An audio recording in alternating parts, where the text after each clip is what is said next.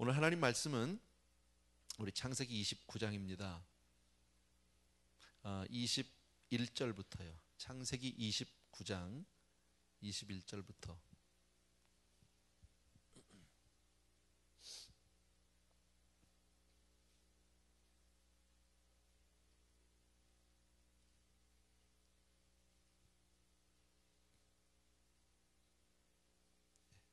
창세기 29장 21절부터 마지막 35절까지인데 야곱의 이야기 우리 계속합니다. 오늘 21절 다 찾으셨으면 우리 한 절만 같이 읽겠습니다. 시작. 야곱이 라반에게 이르되 내 기한이 찼으니 내 아내를 내게 주소서 내가 그에게 들어가겠나이다. 아멘. 우리가 아는 대로 야곱이 이제 고향을 떠나고 집을 떠나서 그리고 이제 외삼촌 라반의 집까지 왔죠. 멀리 왔습니다. 그리고 그곳에서 사촌이라고 얘기하잖아요. 삼촌의 딸이면 뭡니까? 사촌인가요? 맞나요? 나는 이렇게 촌수가 헷갈리는지 모르겠어요.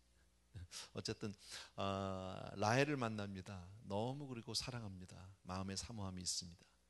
그리고 그를 위해서 7년 동안 무보수로 기꺼이 일을 합니다. 지난번에도 우리가 거기 봤지만 7년을 수일같이 여겼더라. 7년이란 세월이 굉장히 긴 시간인데 세월이요. 그 시간이 라헬을 사모하는 그 마음 때문에 사랑하는 사람을 바라보는 그 한 가지 때문에 수일같이 여겼더라. 이게 사랑의 힘이 아닌가. 사랑 때문에 어떤 심리학자가 그런 말씀을 했답니다. 사람이 사랑할 사람이 있고 사랑받을 사람이 있으면 절대 절망에 빠지지 않는다. 사랑하는 대상, 사랑의 대상이 있는 한은 정말 사람을 어떤 경우에도 우리는 절망에 빠지지 않는다. 저와 여러분이 정말 사랑하는 분 있죠? 있어요? 없어요? 있죠. 우리 주님이잖아, 그죠? 어떤 경우에도 우리 주님. 이 세상의 모든 사람이 설령 다 떠난데도 우리 주님은 우리를 떠나지 않는 줄로 믿습니다. 끝까지 우리를 붙들어 줄 줄로 믿습니다. 그 사랑 변하지 않을 줄로 확실하게 믿습니다. 그래서 우리는 어떤 경우에도 절망하지 않는 게 소망과 평안 가운데 살게 될 줄로 믿습니다. 그래서 주님을 정말 사랑하시면 아멘. 그래서 정말 우리가 천국을 소망하고요. 그 나라를 사모하고 그래서 정말 주님을 사랑하고 믿음 가운데 사는 사람은 나이 들어가는 것을 슬퍼하지 않아요. 더 기뻐하는 거예요. 주님을 만난 날이 더 가깝기 때문에 이제 곧 주님을 만나기 때문에 정말 이제 주님 만날 날 생각하면서 정말 소망으로 기뻐하게 되길 주의 이름으로 축원합니다. 아멘이 언제 근데 힘이 좀 없어요. 그게 맞는 거지요, 사실은요. 하루하루 살아가면서 주님 만날 날이 가까우면 정말 더 좋아해야 되는 거 아니에요? 그죠? 근데 우리는 대부분 다 나이가 들어가면서 서운해하고 좀 안타까워하고 젊음을 다시 찾고 싶어하고 뭐 그거 잘못된 건 아니겠지만 영적으로는 그렇죠. 사도 바울이 뭐라고 얘기합니까? 내가 정말 육신으로 사는 것이 다라면 나 빨리 가겠다. 주님께로 빨리 가고 싶다. 그렇게 고백한 그 고백 저와 여러분 안에도 있는 줄로 믿습니다. 어쨌든 이 사랑의 힘이라는 건 그렇게 정말 이 엄청난 파워가 있다. 7년 동안은 어떻게 그렇게 수일로 그리고 7년이 채워졌습니다. 그리고 이제 당당하게 가서 얘기하는 거죠. 삼촌, 내 7년 다 기한을 채웠는데 이젠 내가 장가 가야 되겠습니다. 이젠 나에게 주십시오. 라헬을 주십시오. 22절부터 우리 25절까지 같이 보겠습니다. 같이 읽습니다. 시작. 라반이 그곳 사람을 다 모아 잔치하고 저녁에 그 딸 레아를 야곱에게로 데려가매 야곱이 그에게로 들어가니라. 라반이 또 그 여종 실바를 그 딸 레아에게 시녀로 주었더라. 야곱이 아침에 보니 레아라. 라반에게 이르되 외삼촌이 어찌하여 내게 이같이 행하셨나이까? 내가 라헬을 위하여 외삼촌께 봉사하지 아니하였나이까? 외삼촌이 나를 속이심은 어찌미니까? 7년이 지나고 드디어 결혼식이 시작됐습니다. 얼마나 좋았을까요? 7년을 기다리다가 결혼하니 얼마나 좋았겠습니까? 잔치를 마치고 그리고 드디어 신부와 함께 잠자리에 듭니다. 하룻밤을 지냅니다. 그리고 아침에 일어났습니다. 이게 웬일입니까? 여자가 바뀌었어요. 신부가 바뀌었어요. 까무러칠 노릇이죠. 얼마나 황당했겠느냐는 말이죠. 뭐 이런 사정 우리가 당해보지 않아 잘 모르겠지만 야곱이 얼마나 화가 나고 얼마나 놀라고 얼마나 정말 황당했을까. 우리 뭐 가히 짐작해 볼 수 있잖아요, 그죠? 라헬을 아내로 맞으려는 그 야곱에게 외삼촌이 속인 거죠. 속임수로 그 사랑하는 딸을 주지 않고 그리고 의도적으로 누구를 줬어요? 레아 언니를 주었다라는 겁니다. 뭐 이런 집이 있는지 모르지만 우리가 이 사정을 우리가 한번 상상을 해보자는 거죠. 이 사정을요. 자, 7년 전에 야곱이 와서 라헬을 보고 사랑하게 되고 사모하게 되고 흠모하게 됩니다. 그래서 그 딸을 달라고 그랬더니 외삼촌이 뭐라고요? 너 그러면 7년은 일해야 된다. 하겠습니다. 내 보수받지 않고 7년을 내 한 여자를 얻기 위해서 내가 일합니다. 아마 굉장히 열심히 했을 거예요. 일도요. 그죠? 뭐 시간 시계 보면서 8시간이 됐나 안 됐나 이러지 않았을 겁니다. 그냥 있는 힘을 다해서 어떻게든 잘 보이려고. 아마 그 모습이 좋았는지 모르겠습니다. 근데 그 외삼촌은 좀 다른 생각하고 있는 거죠. 그리고 이제 결혼식이 거의 다 됐습니다. 날짜가 됐습니다. 결혼식 하겠다. 이제 딸 주겠다. 그리고 나서 어쩌면 라반은 두 딸을 불렀을지도 몰라요. 따로 좀 보자 나를 좀. 그리고 라헬에게 양해를 구했을지도 모르겠어요. 언니가 먼저 가야 된다. 네가 아니다. 라헬이 그러세요. 그랬을까요? 모르겠어요. 성경에 없으니까. 아니면 뭐 펄쩍 뛰고 뭐 난리가 났을지도 모르겠습니다. 무슨 소리냐? 7년을 기다려왔는데 내 결혼식이다. 나 때문에 지금 야곱이 그런 거다. 무슨 소리냐? 안 된다. 막 이렇게 또 나왔을지도 몰라요. 그날 밤에 그날 무슨 일이 있었을까요? 라반의 집에서 어쩌면 라헬을 감금하지 않았을까? 난리를 치니까 야곱은 지금 전혀 모르는 얘기죠. 어쨌든 무슨 사정인지는 모르지만 라헬은 신부의 자리에 서지 못한 건 틀림없습니다. 성경을 통해서 보면요. 또 하나 우리가 추측할 수 있는 게 뭐냐면, 자 그러면 레아는 어떠냐? 레아는 외삼촌이 그렇게 지금 사기를 치겠다고 하는데, 자기 아버지죠. 아버지가 사기를 치겠다고 하는데 큰딸은 그 아버지의 사기에 동조했다는 거죠. 따라갔다는 거죠. 레아가 무슨 소리냐고, 지금 야곱이 좋아하는 건 라헬이네, 내 동생인데 왜 내가 시집을 갑니까? 말이 됩니까 아버지? 막 이러고 나간 거 아니에요. 그죠? 라헬은 어떻게 했는지 잘 모르겠지만 제 생각엔 제가 라헬이라면 아마 분명히 거기에 대해서 막 굉장히 막 그냥 아버지에게 막 따지고 대들고 막 이러지 않았을까요? 그냥 아버지가 그냥 광에다가 우리식으로 말하면 그냥 곳간에다가 그냥 쳐놓고 그냥 꽉 닫아버린, 손발을 묶었는지 입을 막았는지 모르겠습니다. 어쨌든 큰 딸은 동조했다는 거기에 대해서 아버지의. 자 그리고 결혼식이 진행이 되고 뭐 근데 그 중동 사람들 뭐 여자들 이렇게 뭐 얼굴을 가리니까 이제 잘 모를 수도 있습니다. 자 어쨌든 저는 좀 이해가 안 됩니다. 야곱이 7년을 하루같이 그렇게 사모하던 여자입니다. 그렇게 사모하던 여자를 못 알아볼 수 있을까? 근데 못 알아봤잖아요, 성경에서요. 그죠? 하룻밤을 지낼 때까지 야곱은 몰랐잖아요. 아침에 일어나서 알았잖아요. 그럼 못 알아본 거죠. 그럼 그 사실을 그대로 이렇게 받아들일 수밖에 없다. 그럼 왜 못 알아봤을까? 그러면 레아가 변장을 했다라고밖에 얘기할 수 없죠. 동생인 척 하느라고 변장을 했다. 얼굴도 가리고 어쩌면 목소리도 자기 동생 라헬처럼 흉내를 냈고, 어쩌면 라헬의 옷을 갖다가 좀 입었을지도 모르겠고, 갖다가 어쨌든 동생 흉내를 냈다. 이 둘이 뭐 쌍둥이는 아니니까요.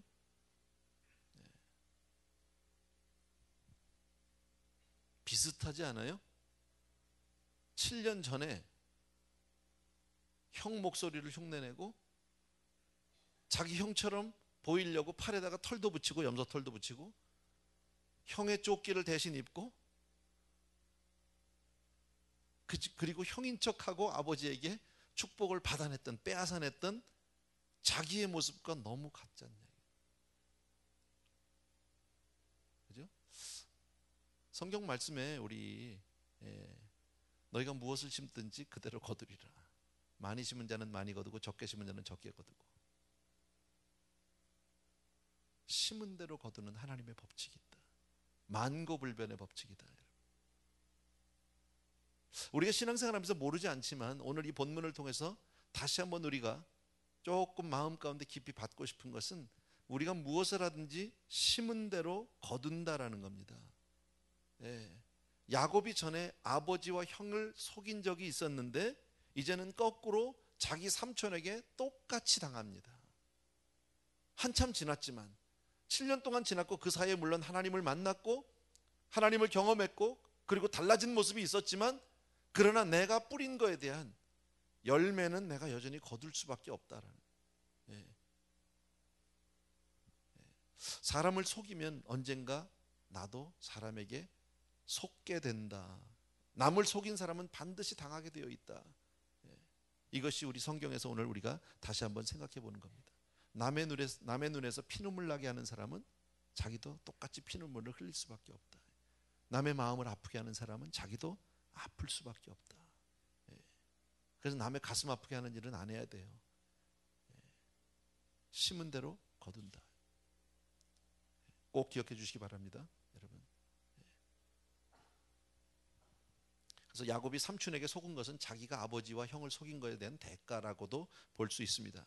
예. 그런데도 야곱은 자기 스스로를 반성하기보다는 먼저 삼촌을 원망하고 화가 나고 어떻게 이럴 수가 있냐고. 자기가 형 속이고 자기가 아버지 속인 거는 새카맣게 몰라요. 사람은 원래 자기가 한 일은 잘 몰라요. 그리고 자기가 당한 것만 기억합니다. 원망과 분노가 가득합니다. 그러나 어쩌면 시간이 조금 지나면서 한편으로는 어쩌면 자기 형의 입장이 조금 이해가 되지 않았을까. 어떻게 생각하세요? 그럴 수 있을 것 같아요. 우리 가다가 살다 보면 문득문득 그럴 때 있잖아요. 왜? 혹시 이거 내가 잘못 살아서 당하나? 혹시 내가 예전에 잘못해서 지금 이런 일이 생겼나? 그런 말은 안 하지만 내가 갖고 있는 어떤 그런 무거운 마음들, 죄책감들이 분명히 있다라는 겁니다. 바로 살아야 돼요. 우리도 온전하다고 얘기는 못하지만 참 바로 살아야 되겠다. 지금 결혼에 대한 사기 결혼입니다. 그죠? 사기 결혼. 결혼할 때 참 기도 많이 해야 됩니다. 우리 특별히 자녀들을 결혼시킬 때 정말 기도 많이 해야 합니다. 뭐 우리도 마찬가지지만 우리 이미 다 결혼을 한 사람 대부분 다. 왜냐면 살아보기 전엔 모르니까 사람을요. 어떤 사람인지 알아요? 여러분 결혼 잘못해가지고 망한 사람들이 얼마나 많습니까? 우리 주변의 사회에는 그런 사람들이 정말 많습니다. 어떤 사람들은 결혼하는데 아주 적극적으로 아주 뭐랄까 좀 전문적으로 아주 의도적으로 거짓말하는 사람들도 참 많다.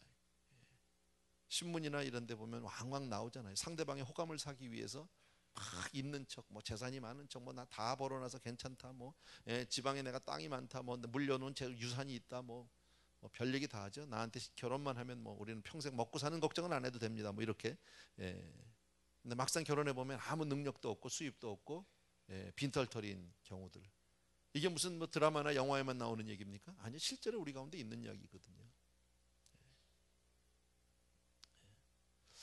때로는 학력을 속이는 사람들도 있습니다. 몇 해 전인가요? 무슨 한국의 무슨 연예인들 뭐 유명한 사람들 학력 위조해가지고 막 한때 사회적인 문제가 됐을 때 있는데 일반인들에게도 참 많이 있는 얘기입니다. 이거는요. 특히나 한국에서 있는 사람들 경우에 외국에서 대학 나왔다 이런 사람들, 외국에서 공부했다, 이거 확인할 방법이 있어야죠. 그런 사람들 졸업장을 확인할 수도 없고, 뭐 학교를 정말 다녔는지 안 다녔는지 어떻게 알아요? 아니면 정말 학교 다녔네 하면서 마약이나 하고 있었는지, 아니면 이 사람 저 사람하고 동거나 하다 살다 왔는지, 뭐 who knows.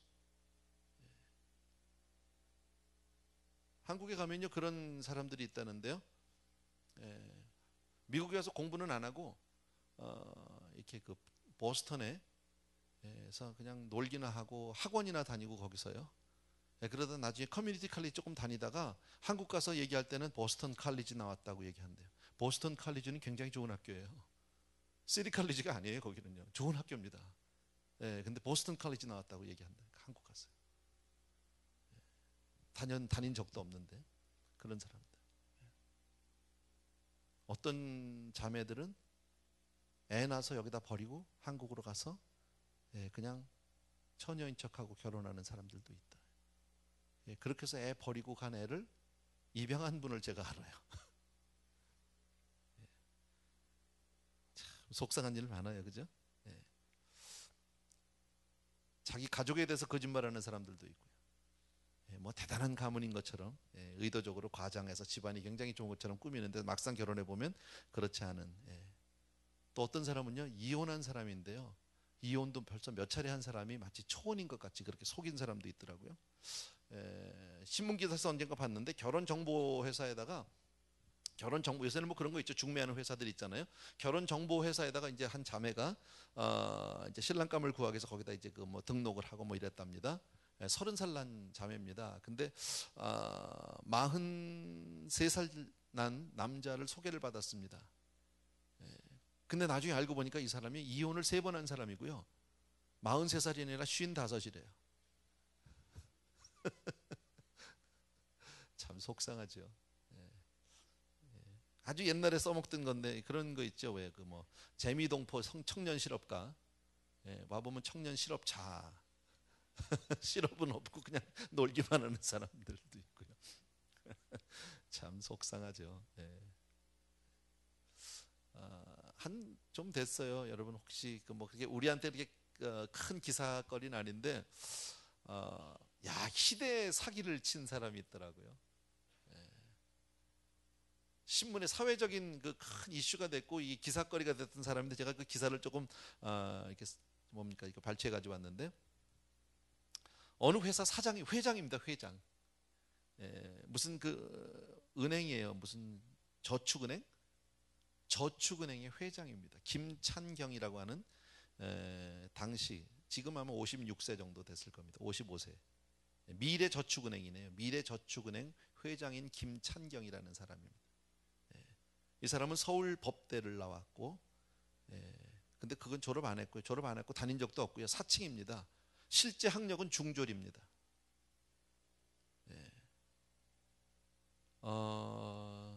학교에서부터 결혼, 사업에 이르기까지 모두가 다 거짓말입니다. 20살 때, 20대 때로 거슬러 올라가면 1978년 김찬경은 군 복무기간 중 서울대 법대생 한 명과 만나게 됩니다. 자기가 법대를 다니게 서울법대생을 만났습니다. 그때. 그리고 나도 검정고시로 서울대 법대를 합격한 뒤에 바로 군대에 왔다 라고 거짓말을 하게 됩니다. 그리고 제대한 뒤에 서울법대 복학생 모임에 참석하기 시작을 했고, 빼어난 언변과 넉살로 법학과 복학생 모임 법우회의 대표가 됩니다. 아주 사기를 잘 치는 분이죠.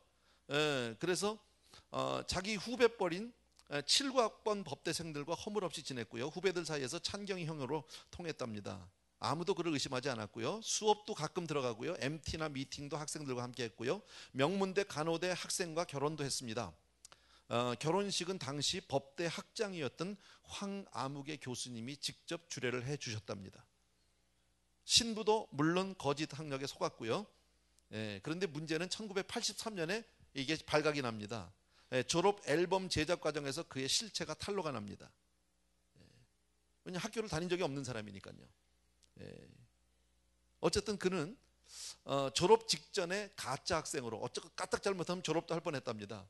어쨌든 졸업 직전에 가짜 학생으로 들통났는데, 뭐 긴 얘기 다 빼고요. 어쨌든 그러고 나 쭉 지나다가 어쨌든 결혼했잖아요. 그래서 막 법대 학생들이 너무 화가 나가지고 이런 말이 안 된다. 사법고시도 봤습니다, 이 사람이요. 사법고시 보는 거는 누구나 볼 수 있잖아요, 그죠? 몇 점 맞느냐가 중요한 거죠. 26점 받았답니다. 몇 점 만점인지는 모르겠습니다. 어쨌든요. 그거를 서울법대 학생들이 확인을 했습니다. 말도 안 되는 거니까 자기도 사법고시를 봤다는 어떤 경력을 하나 만들기 위해서 이렇게 봤답니다. 아주 철저하게 사기꾼이죠. 결혼을 했습니다. 그래서 막 가서 이제 정말 이 사람을 가서 좀 이렇게 법적 조치를 하려고 학교에서 좀 공식적으로 항의를 하려고 찾아갔는데, 갔는데 마침 그의 아내가 막 아이를 순산을 해가지고 아기를 낳아서 누워 있는 모습을 보고 학생들이 그 자리를 그냥 돌아섭니다. 차마 그 가정까지 망가뜨릴 수가 없어서 돌아서게 됩니다. 그 이후에 그를 주례선 황 교수님은 다시는 제자들의 주례를 서지 않으셨답니다. 너무 충격이 돼서 다시는 제자들 30년 동안 어쨌든 안 하셨다고 얘기합니다. 그리고 이 사람은 잠적합니다. 그리고 2년 뒤에 다시 재등장하는데 그때 대우실업에 지원해서 합격합니다. 그죠? 어찌 똑똑하긴 한 사람이 어떤 면에서는요. 근데 대우실업에 취직이 됐는데 무슨 문제가 생겼냐면 회사에서 학력 조회 과정에서 다시 걸렸습니다. 다시 들통나서 쫓겨납니다. 회사를 그 대우실업을 다니지는 못했어요. 붙었다가 떨어진 거죠. 어쨌든 이 사람이 잠적하고 뭐 건설업도 하고 뭐도 하고 이러다가 몇 년 만에 한참 뒤에 나타났을 때는 거물이 돼서 나타납니다. 그동안에 은행에서 빼돌려서 자기가 숨겨놓은 재산만 2,500억. 부러우세요?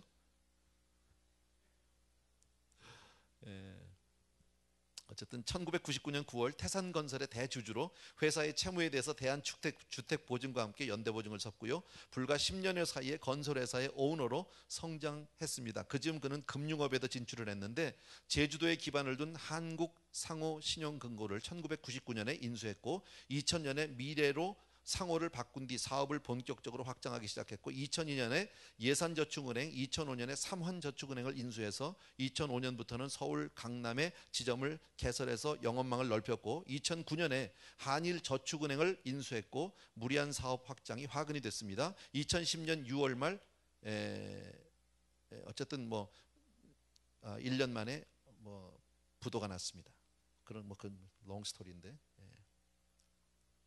어쨌든 검찰 수사 발표 내용을 보면 그가 은행 돈을 빼돌려서 은닉한 재산만 2,500억 원을 넘어서는 것으로 추정이 되고요. 물론 그것은 수사망에 걸려든 액수만입니다. 그 외에 얼마나 더 있는지는 아무도 모르고요. 그를 둘러싼 혐의는 계속해서 나오는데 도둑 맞았다고 신고한 56억 원도 그가 개인적으로 빼돌린 돈이고요. 자기 딸이 미술대학을 다녔는데 그 그림, 미술대학교 다닌 학생이 그린 그림을 아주 고가품의 미술품으로 둔갑시켜서 삽니다. 자기가 회사 돈으로. 그러니까 애들 그림, 우리 뒤에 우리 모세 어르신들 그린 거를 하나에 100억씩 이렇게 삽니다. 그래서 이게 얼마 전에 이게 신문에 났던 얘기입니다. 마지막 날 이 사람이 어디서 걸리게 됐냐면 지난 5월 3일 이게 금년입니다. 5월 3일 저축은행 영업 정지 처분을 앞두고 임원들을 모아서 이렇게 말을 합니다. 확률은 반반보다 낮아서 힘들어 보이지만 제가 최선을 다해 보겠습니다라고 모든 임원들 앞에서 자기가 약속을 합니다. 그리고 몇 시간 뒤에 회사 돈 200억 원을 찾아서 빼내서 중국으로 밀항하려다가 잡힙니다. 신문에서 혹시 얼핏 보신 것 같지 않으세요? 예. 그래서 지금 감옥에 있습니다. 이 회사의 사훈이 뭐냐면 생각을 바꾸자. 이 사람 얘기가 중요한 건 아닌데요. 세상에는 이런 일들이 참 많다. 그죠? 사기친 그 열매가 뭐예요? 그대로 거둔다. 심은 대로 거둔다. 심은 대로. 이 사람이 사기치면서 어쩌면 생각해 보세요. 중졸이 어쨌든 자기 뒷주머니로 2,500억 원을 갖다 챙겼다면 이거 대단한 거 아니에요? 성공했다고 생각할 수도 있죠. 자기는 잘 산다고 생각했어. 그러나 열매가 뭐예요? 결국은요. 다 먹어야 된다. 받아야 된다. 야곱의 그 결혼 생활이라는 게 그런 거죠. 첫날 밤 지나고 났더니 딴 여자가 황당하겠죠. 얼마나 속상했겠습니까? 가서 따집니다. 어떻게 외삼촌이 이럴 수가 있습니까? 말이 됩니까 말이야. 막 가서 따졌겠죠. 화를 냈겠죠. 이때 외삼촌이 하는 얘기가 26절부터 있는데 여러분 보십시오. 제가 읽겠습니다. 라반이 가로되 형보다 아우를 먼저 주는 것은 우리 지방에서 하지 아니하는 바라. 이를 위하여 7일을 채우라. 우리가 그도 내게 주리니 내가 그를 위하여 또 7년을 내게 봉사할지니라. 야곱이 그대로 하여 그 7일을 채우매 라반이 딸 라헬도 그에게 아내로 주고 라반이 또 여종 비라를 그 딸 라헬에게 주어 시녀가 되게 하며 야곱이 또한 라헬에게로 들어갔고 그가 레아보다 라헬을 더 사랑하고 다시 7년을 라반에게 봉사하였더라. 내용은 여러분이 너무너무 잘 아는 겁니다. 가서 막 따지니까 외삼촌은 명분이 있어요. 그럴 수밖에 없는 명분이 있다. 우리 지방에서는 언니를 두고 동생을 먼저 시집 보내는 그런 법이 없다. 아주 대단히 떳떳하게 자기는 그렇게 할 수밖에 없는 것처럼 당당하게 얘기를 하지만 사실은 그랬다면 미리 얘기를 했었어야 되는 거죠. 라헬을 달라고 할 때 안 된다. 우리 집에서, 우리 이 지방에서는 언니가 시집가지 않았는데 동생을 먼저 보내는 법이 없다. 뭐 이렇게 미리 얘기를 했었어야 되잖아요. 근데 아무 얘기도 안 하고 7년 동안 열심히 일 부려먹고 나서 그리고 나서는 이제서 딴소리 한단 말이죠. 의도적으로 야곱을 속이려는 의도가 있는 라반. 그죠? 왜요? 돈 안 주고 일 시켜 먹으려니까. 돈이 뭔지. 그래요. 라반의 말을 들은 야곱이 어쩌면 좀 가슴이 뜨끔하지 않았을까? 자기 생각날 것 같아요. 자기는 아우예요. 동생으로서 형의 장자권을 뺏기 위해서 형인 척 했어요. 근데요, 레아는 언니인데 자기 언니의 권리를 찾기 위해서 누군 척해? 동생인 척 했어요. 자기가 했던 것을 그대로 지금 받고 있는 모습을 성경에서 우리에게 보여주고 있다. 가서 막 따지니까요, 외삼촌이 하는 얘기 뭐예요? 어쨌든 너는 결혼했으니까 7일 동안은 채워라는 거예요. 7일 동안. 그리고 나면 동생도 주겠다는 거예요. 그런데 단 조건이 뭐예요? 7년을 더 일해야 된다. 7년을 일하고 라헬을 받은 게 아니라 7일 후에 라헬을 받은 겁니다. 성경을 보면요. 이해됐어요? 제 말요? 예. 우리가 일반적으로 생각할 때 저도 그런 줄 알았어요. 성경을 자세히 보지 않고 그냥 7년에서 레아가 오고 그 다음에 또 7년이라서 라헬이 오고 이렇게 됐는 줄 알았어요. 7년. 근데 오늘 성경을 자세히 보니까 그게 아니고 7년을 일해서 레아가 잘못 들어왔지만 어쨌든 언니가 오고 그 다음에 뭐 했어요? 일주일 지난 다음에 라헬을 준 거예요. 그러니까 일주일 상관에 두 여자가 생긴 거고요. 몸종들 둘까지 합하니까 합이 네 여자가 7일 만에 생긴 거예요. 그리고 어나더 7년을 무보수로 일하게 된 거예요. 그러니까 이 라반이라는 사람 참 지독한 사람이죠. 딸들 팔아먹으면서 그냥 일 시키겠다고 참 지독한 사람인데, 자, 졸지에 여자가 넷이 생겼습니다. 이것 때문에 이 가정이 말이 아닙니다. 지금요. 갈등이 생깁니다. 사실 한 여자 사랑하기도 벅차잖아. 아니에요? 남자들 잘 모르세요?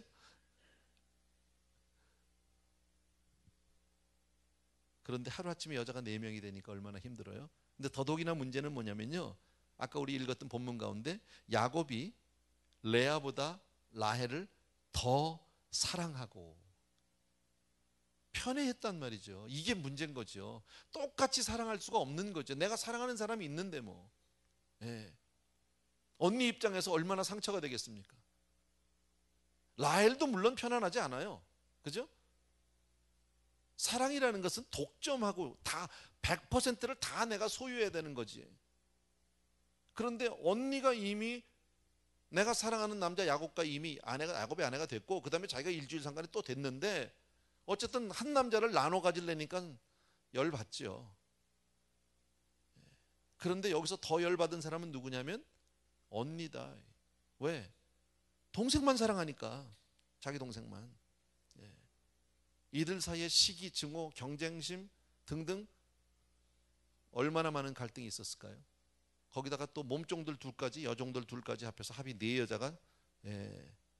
자, 또 하나 생각해 봅시다. 자, 야곱의 입장에서 장인을 생각하면 마음이 어떨까요?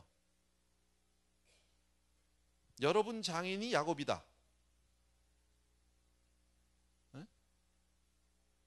장인같이 보일까요? 뭐 이런 사람이 다 있나 싶지 않을까요? 미흡지요. 그 좋을까요? 장인어른이라고 뭐 존경이 되고 사랑이 갈까요? 나를 속이고 딸들을 팔아먹으면서 나를 몸종같이 14년 부려먹겠다고 이 사람같이 보이겠냐고요.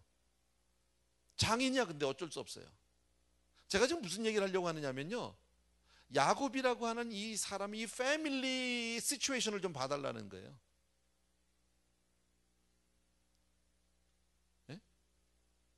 이 가정 형편 한번 상상해 보세요. 좋은 집, 우리 가운데 만약에 이런 집이라면, 내가 처한 집이, 우리 가정 환경이 야곱과 같다면 밖에 나가서 떳떳하게 얘기할 수 있어요? 네?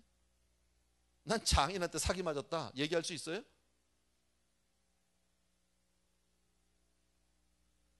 참 평범하지 않은, 너무나도 정말 부끄러운 가정사입니다. 사실은요, 내놓을 수 없는 가정사입니다.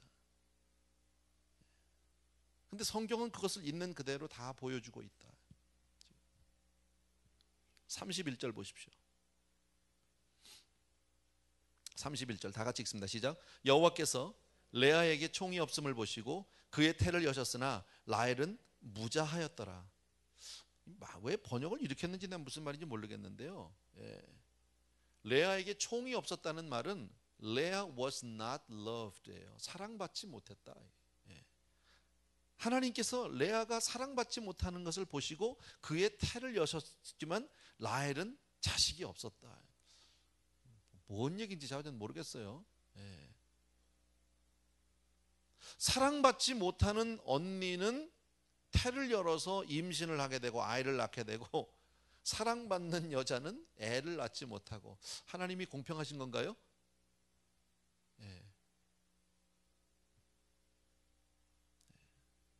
레아는 동생의 남편을 자기가 먼저 빼앗았지만 그 남편의 사랑을 받지 못합니다. 아버지의 사기극에 동조해서 거기에 함께해서 동생을 속이고 남편을 뺏은 그 불행의 열매를 내가 먹고 있다. 레아가 지금 그대로 먹고 있다라는 거예요. 심고 거둬요, 그대로. 너희들이 무엇을 심든지 그대로 거두리라. 육신의 것을 심으면 사망을 거두고, 영을 심으면 평강과, 심는 대로 자기가 그대로 죄악을 심으니까. 여러분, 여자가 결혼을 합니다. 그리고 남편에게 평생 사랑받지 못합니다. 행복할까요? 어떻게 생각하세요? 애는 잘 낳아요. 근데 행복하지 않아요. 32절을 보시면 레아가 잉태하여 아들을 낳고 그 이름을 르우벤이라 하여 가로되 여호와께서 나의 괴로움을 권고하셨으니 이제는 내 남편이 나를 사랑하리로다 하였더라. 여러분, 이 말을 잘 보십시오. 레아가 잉태해서 아들을 낳습니다. 드디어 아들을 낳는데 르우벤이라고 하는 아들이 있는데, 그 르우벤이라는 아들의 이름은 무슨 이름입니까? 이름의 뜻은 하나님이 나의 괴로움을 아셨다는 거예요. 그러니까 지금 레아는 괴롭다 안 괴롭다? 괴롭다예요. 불행하다는 거예요. 비록 아들은 낳았지만 괴로웠는데 이제는 내 남편이 나를 사랑할 것이다. My husband will love me now. 이제부터는 내 남편이 나를 사랑할 것입니다. 애 낳았으니까 이제 남편이 이제 나를 사랑해 줄 거야. 이 여자의 간절한 소망이고 바람이겠죠.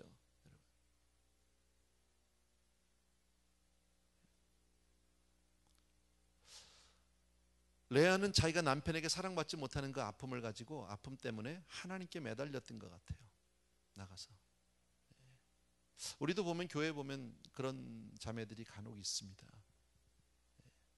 집에서 사랑받지 못하는 그 아픔 때문에 교회에 와서 매달리고 눈물을 흘리고 하는 자매들이 있습니다.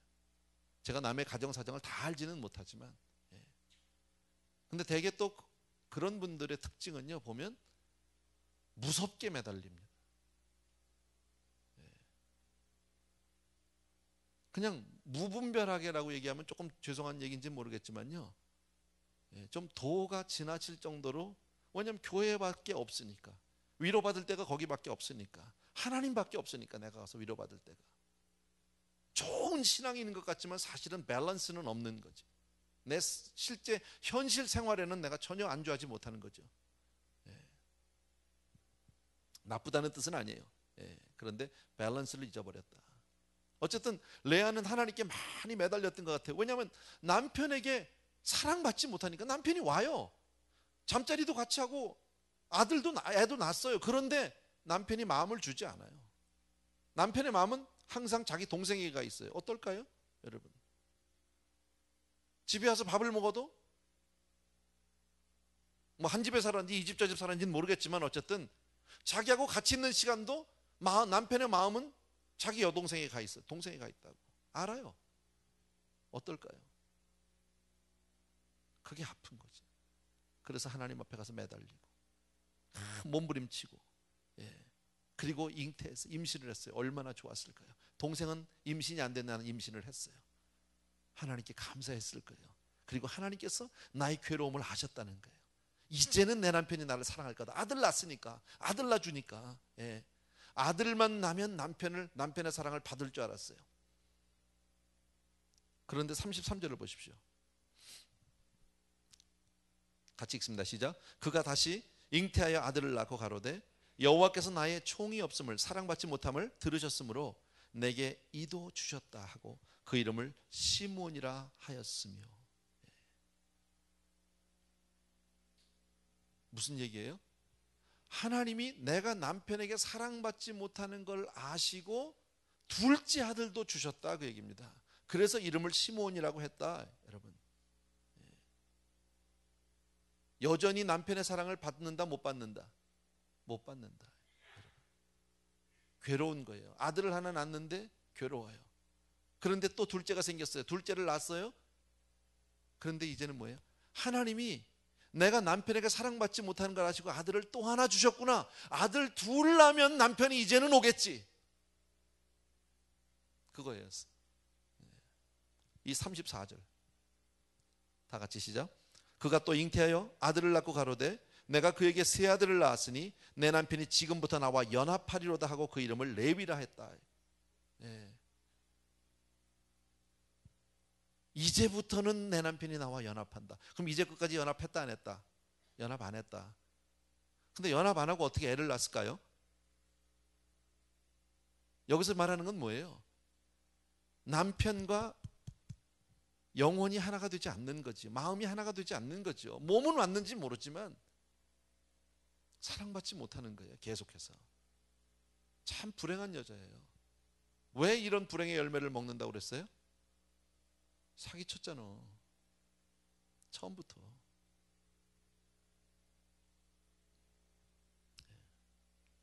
아까 내가 그 사람 누군지 모르겠지만 김창경 2,500억을 뒤로 챙겼다는데 지금 감옥에 가 있지만 그거 가지고 있는 동안 행복했을까요? 자기 딸 대학 보내는데 미술대학 다니면서 그 그림을 고가품 미술품으로 사서 빼돌릴 때 머리도 좋아, 그죠? 어떻게 그런 생각을 해?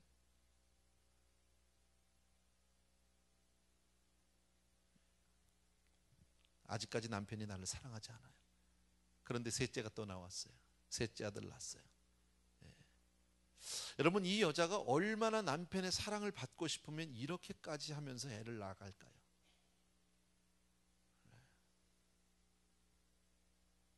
저쪽은 동생은 애를 하나도 못 낳는데 그냥 줄줄이 아들만 낳아.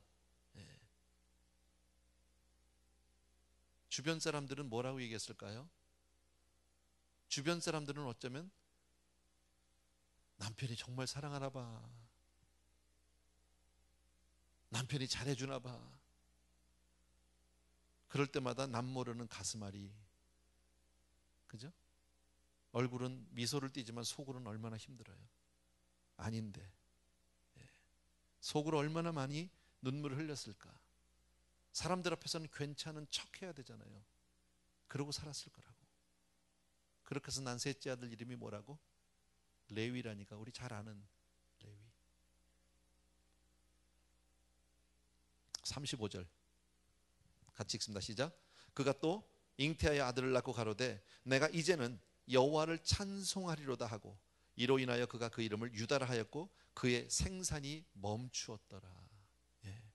또 났어요. 그래서 난 넷째 아들이 유다예요.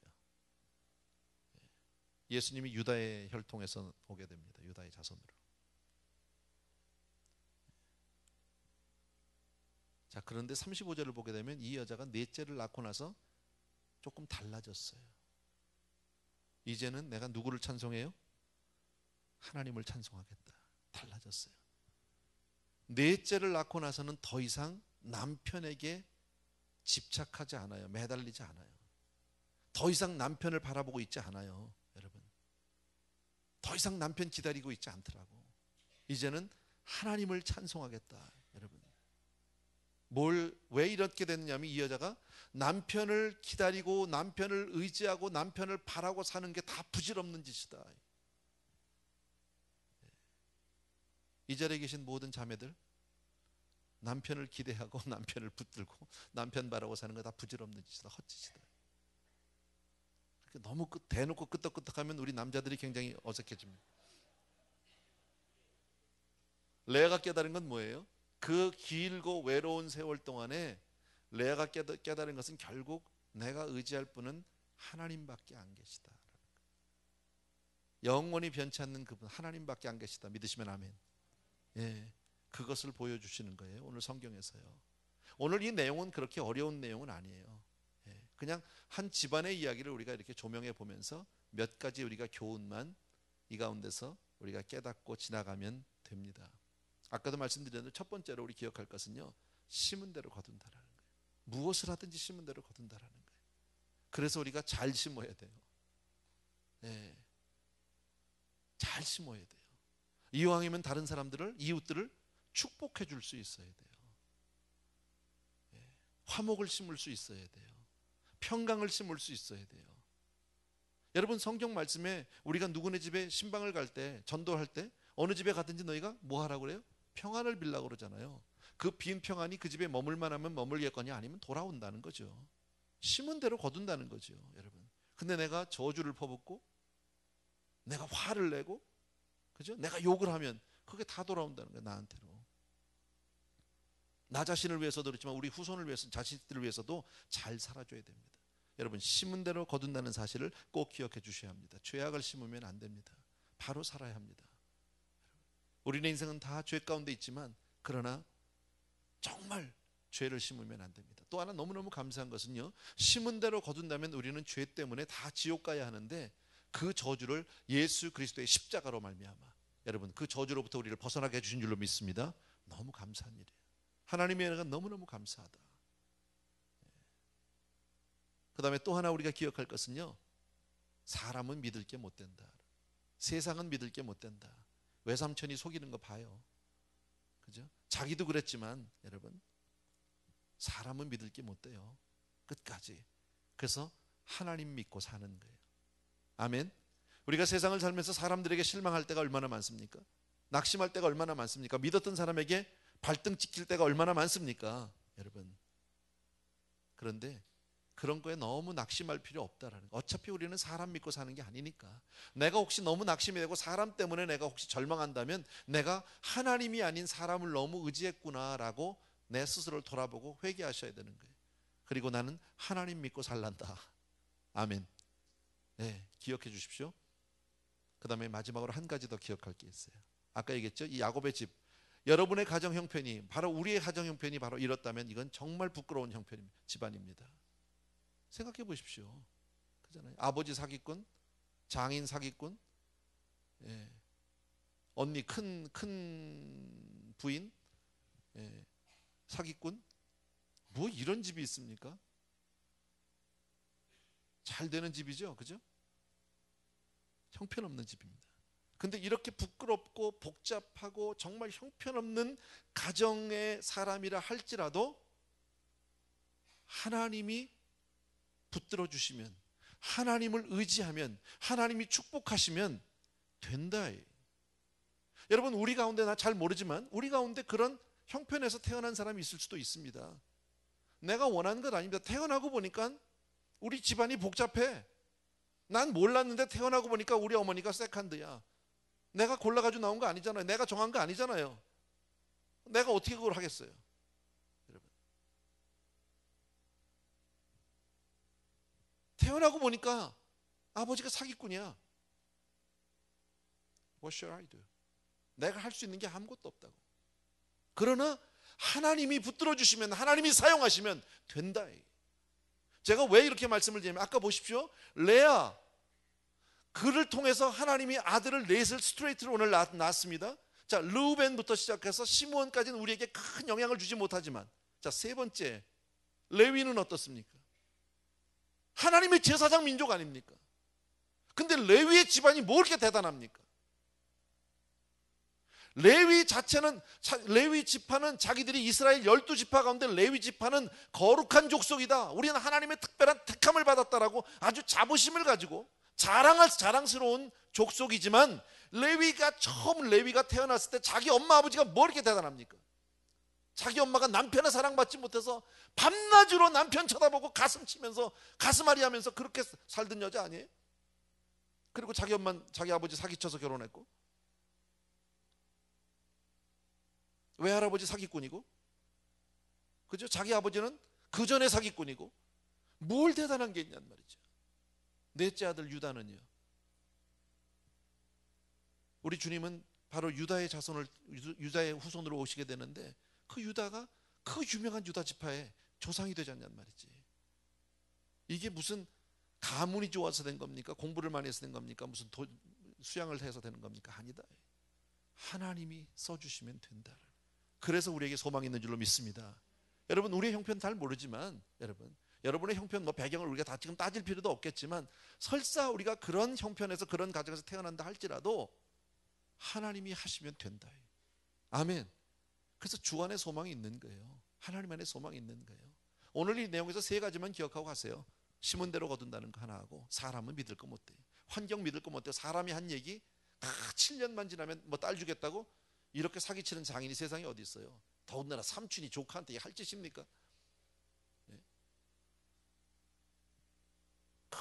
그거 일 좀 시켜 먹겠다고, 돈 좀 벌겠다고 두 딸 갖다, 딸 둘 팔아먹는 애비가 그거 사람입니까?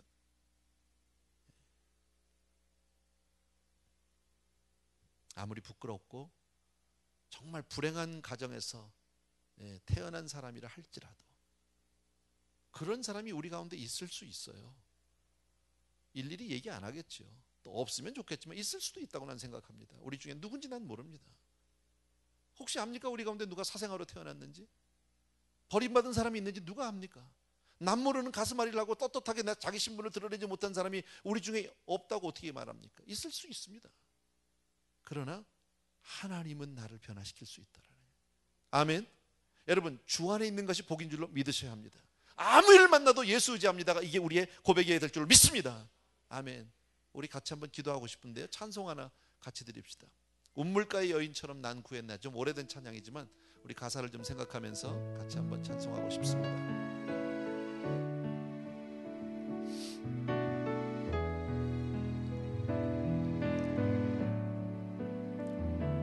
우물가의 여인처럼 난 구했네. 헛되고 헛된 것들을 그때 주님 하신 말씀, 내 세매와 생수를 마셔라. 다시 한번 처음부터 우물가의 여인처럼 난 헛되고 헛된 것들을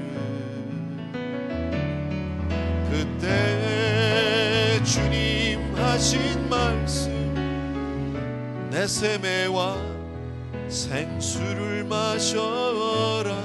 오 주님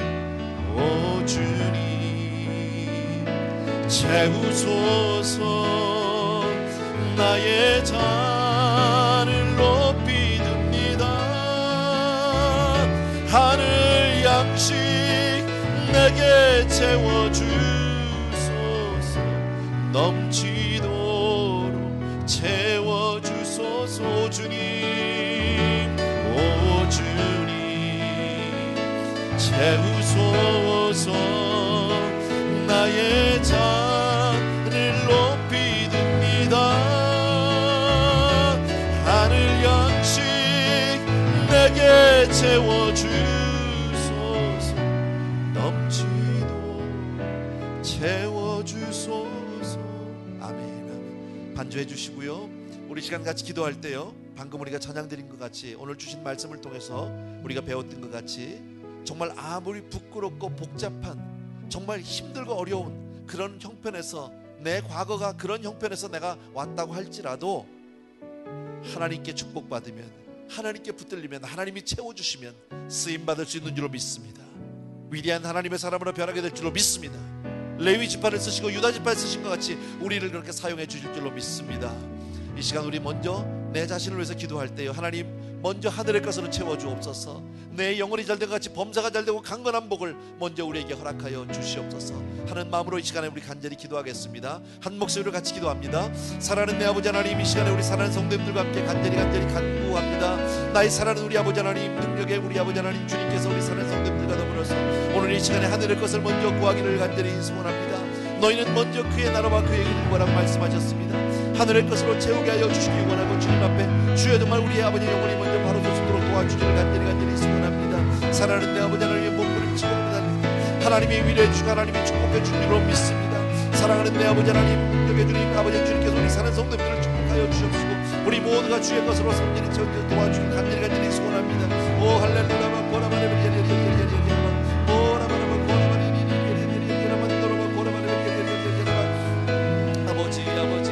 하나님, 우리 아버지는 우리 한 사람 한 사람이 주님 안에서 우리 정말 아버지 담대함을 가지고 살아갈 수 있도록 도와주기를 원합니다. 아버지의 내 과거의 모든 것들을 돌아보시도록 도와주기를 간절히 소원합니다.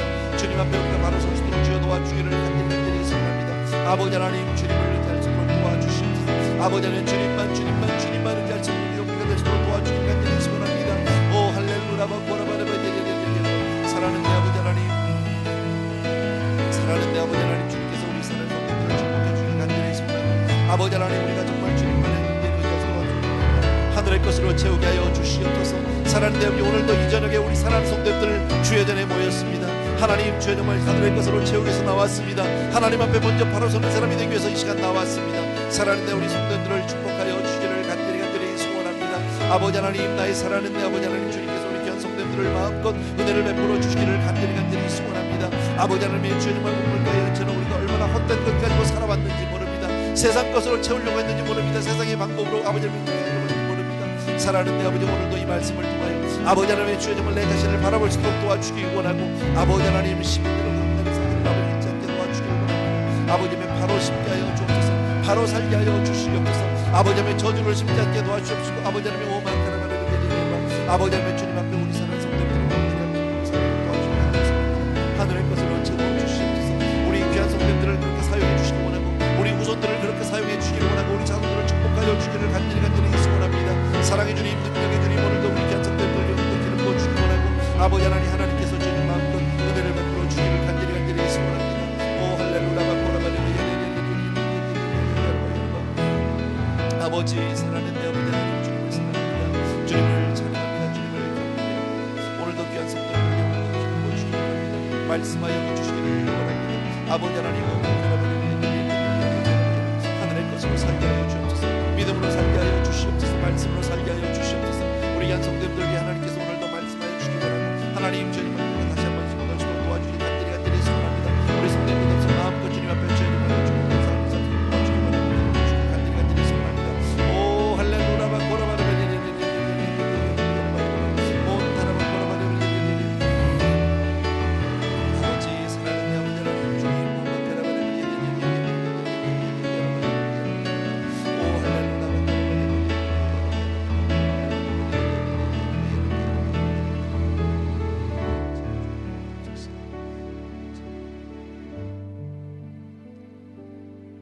예수님, 이 손을 꼭 잡고 가소서. 약하고 피곤한 이 몸을 폭풍우 흑암 속 해치사 빛으로 예수여 날 인도하소서. 다시 한번 예수님, 예수님 이 손을 꼭 잡고 가소서. 약하고 피곤한 이 몸을 폭풍우 흑암 속 해치사 빛으로 예수여 날 인도하소서. 내 앞에 어려운 고난이 겹칠 때에 주님 날 도와주소서.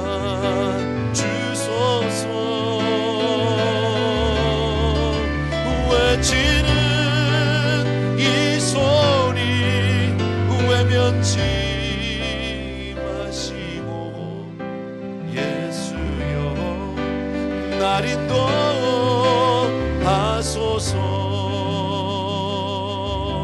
아멘. 다시 한번 우리 기도하기를 원하는데요, 오늘 본문을 통해서 우리가 배운 또 한 가지 사실은요, 세상이나 사람은 믿을 것이 못 된다는 겁니다. 우리 신앙생활 하면서요, 꾸준히 가면 갈수록 점점 더 열심히 신앙생활 하는 게 그렇게 쉽지 않습니다. 여러분 주변을 돌아보십시오. 내 옆에 있던 사람들이 지금 보이지 않습니다. 한 해를 거의 마쳐가면서 이제 12월이 되면서 사람들이 세상으로 점점 가까이 가 있는 모습들을 볼 수 있습니다. 왜 이렇게 됩니까? 그 안에 중심이 하나님이 없는 것이 아닙니다. 그런데 하나님보다 세상을 의지하고 사람을 의지하기 때문입니다. 그러나 사람에게서는 우리가 어떠한 위로도 받지 못합니다.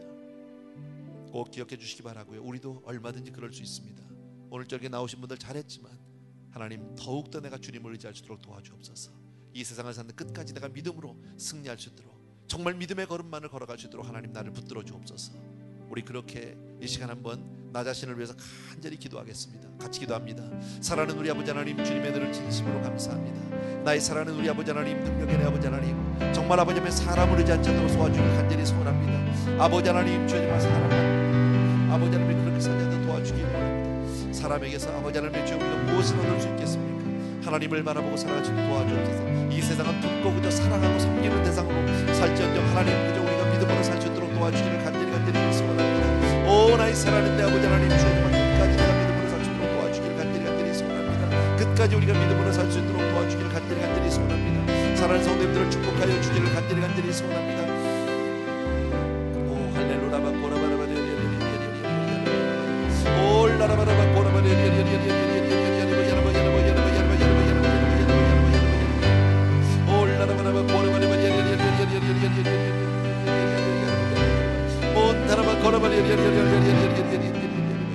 아버지 여러분 손들어봐 고라바리 아버지 나의 사랑하는 아버지 하나님, 주님만 믿음으로 살게 하늘 위로 받겠다고 말씀하셨는데 아버지는 모든 세상을 사랑 아버지 물질을 믿고 사는 사람이 있습니다. 사는 사람들이 있습니다. 세상에서 조금 더 잘 살아보겠다고 주여 남을 섬겨가며 사는 사람들이 있습니다. 아버지 하나님 우리가 그리 살지 않도록 주여 도와주시옵소서. 사랑하는 우리 아버지 하나님, 능력의 우리 아버지 하나님, 주여 정말 끝까지 주님 이 손을 붙잡고 가시옵소서. 주여 내 손을 놓지 마시옵소서. 아버지 우리 걸음걸음이 주님과 동행하시고 도와주기 원하고 아버지 하나님 앞에 우리가 온전히 도와주기를 간절히 소원합니다. 할렐루야. 나의 사랑의 주님, 능력의 우리 아버지 하나님, 주님께서 우리 사랑하는 성도들에게 오늘도 기름 부어주기를 간절히 소원합니다. 말씀하여 주기를 원합니다. 아버지 하나님이여, 아버지 하나님이여, 나의 사랑하는 아버지 하나님, 주님께서 오만카라바레바리 아버지 하나님 끝까지 믿음으로 살도록 도와주기를 간절히 소원합니다. 오 할렐루야. 아버지 사랑하는 내 아버지 하나님, 오만카라바리 아버지 나의 사랑하는 내 아버지 하나님, 주의 정말 걸음이 흐트러지게 도와주기를 원하고 예수님 이 손을 꼭 잡고 가시옵소서. 이 손을 꼭 잡고 가시옵소서. 날마다 믿음으로 완성할 수 있도록 도와주기를 원하고 주여 이 걸음이 아버지 하나님 주님 앞에 도와주기를 소원합니다. 사랑하는 내 아버지 하나님, 주님을 간절히 소원합니다. 아버지 나의 사랑하는 내 아버지 하나님, 능력의 내 아버지 오만카라바리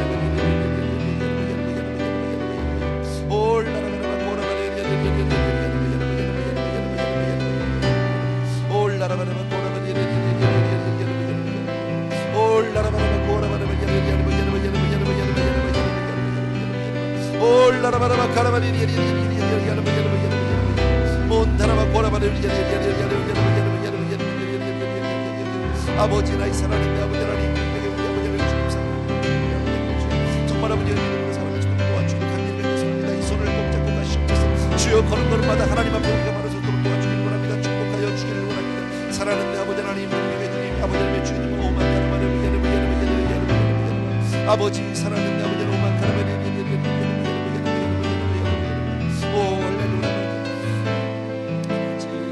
연이어서 우리 계속 기도할 때 정말 우리가 정말 믿음으로 우리 정말 어떤 심은 대로 거두는 법칙을 우리가 다시 한번 우리가 확인하는데, 하나님 정말 어떤 경우에도 죄악을 심지 않게 도와주옵소서. 어떤 경우에도 내가 정말 아버지 남을 위해서 남에게 정말 아버지 악을 심지 않도록 도와주옵소서 하는 마음으로 이 시간에 정말 우리의 삶이 하나님 주 안에서 경건한 삶이 되게 하시고 거룩한 걸음 걸어갈 수 있도록 인도하여 주옵소서 하는 마음으로 다시 한번 기도하겠습니다. 사랑하는 내 아버지 하나님, 이 시간 우리 사랑하는 성도들과 기도합니다. 사랑하는 내 아버지 하나님, 우리가 정말 전심으로 간구합니다. 믿음으로 살아갈 수 있도록 주여 은혜를 베풀어 주기를 간절히 소원합니다.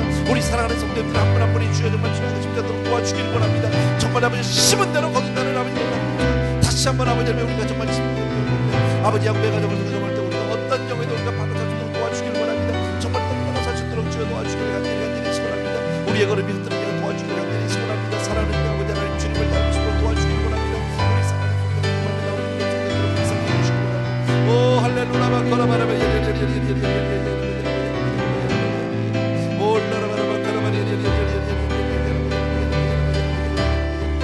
아버지 나의 사랑하는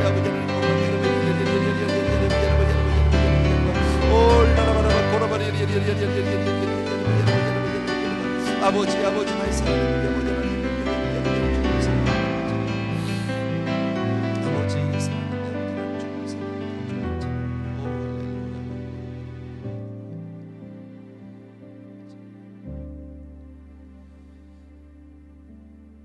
사랑하는 우리 아버지 하나님, 오늘은 야곱의 삶을 통해서 우리의 삶들을 다시 한번 비춰보았습니다.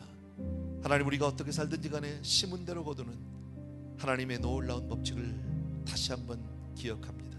모르지 않지만 하나님, 당장 눈에 보이지 않는다고, 당장 심은 것을 내가 그 열매를 내가 볼 수 없다고, 우린 너무나도 하나님 주여 정말 하나님의 법칙을 잊어버리고 살 때가 많이 있었음을 고백합니다.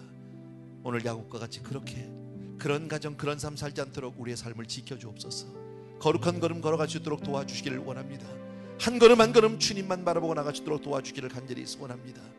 아버지 하나님의 세상을, 사람을 바라보고 우리가 실망하거나 절망하지 않게 도와주시기 원하고, 오직 사람은 사랑의 대상이고 섬김의 대상으로만 살아갈 수 있도록 하시고, 정말 우리가 믿고 따를 분은, 오직 또 바라볼 분은 오직 하나님 한 분인 것을 고백합니다. 믿음으로 끝까지 그 걸음 잃지 않도록, 정말 흐트러지지 않도록 하나님 우리 성도님들을 축복하여 주옵소서. 그리고 어떤 형편에 있더라도 하나님이 쓰시면, 하나님이 축복하시면, 하나님이 붙들어 세워주시면 되는 줄로 믿습니다. 우리 성도님들을 그렇게 축복하여 주시옵소서. 하나님, 우리 한 사람 한 사람의 놀라운 은총으로 함께 하실 줄로 믿사옵고 예수님의 이름으로 기도합나이다. 아멘.